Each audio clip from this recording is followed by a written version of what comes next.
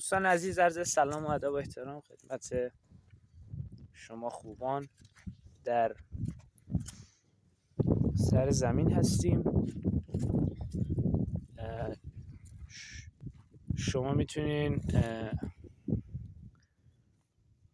محصولات ما رو قیمت عمده و زیاد از ما خریداری کنین. یا حمید حاجی این چیه؟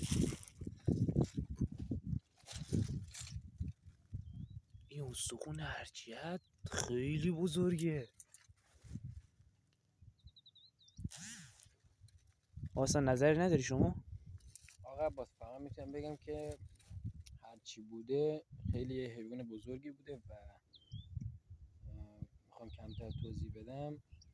فقط من موندم نصفه کجا. داداش این فکر کنم مال گاو بوده، نگاه اون سم میشه. ولی من حاجی خب اسب اینا هم سم داره. خب کدوم خری اسب میخوره؟